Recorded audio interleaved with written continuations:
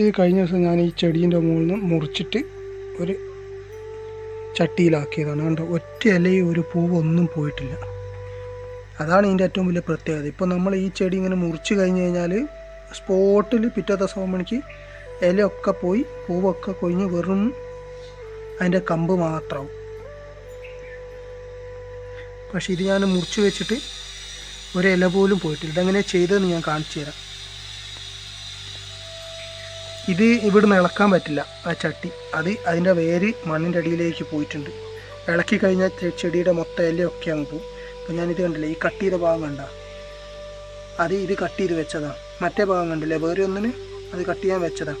ഞാൻ അതുപോലെ അവിടെ തോല് മുക്കാൽ ഭാഗവും ചരണ്ടി കണ്ണ്, പിന്നെ തോല് ചെത്തി കണ്ണ്. എന്നിട്ട് അവിടെ ഒരു പ്ലാസ്റ്റിക് സഞ്ചി വെച്ചിട്ട് ഞാൻ കുറേ മണ്ണ് വാരിയിട്ട് ഒട്ടിച്ച് പോയി. 10 ദിവസമായി. അങ്ങനെ അതിൻ്റെ അകത്ത് നിങ്ങൾ ശരിക്കും ശ്രദ്ധിച്ച് നോക്കി, വെള്ള കളർ വേര് വന്നുണ്ടോ. അങ്ങനെ ഇതിനും വന്നിരുന്നു. അപ്പം ഞാനത് മുറിച്ച് അങ്ങനെ തന്നെ ഈ ചട്ടിയിലാക്കി. അതാണ് ഈ സാധനം. അപ്പം ഇതിൻ്റെ പ്രത്യേകത വെച്ചാൽ ഇല പൂവൊന്നും പോകാണ്ട് നമുക്ക് അങ്ങനെ കിട്ടി. ഇതാണ് സാധാരണഗതിയിൽ നമ്മൾ ക്രാഫ്റ്റിങ്ങാണ്, എന്താ പറയുക, വലിയ വലിയ ചെടിക്കടയിലൊക്കെ ഉണ്ടാവില്ല, അവിടെയൊക്കെ നടത്തുന്ന പരിപാടി.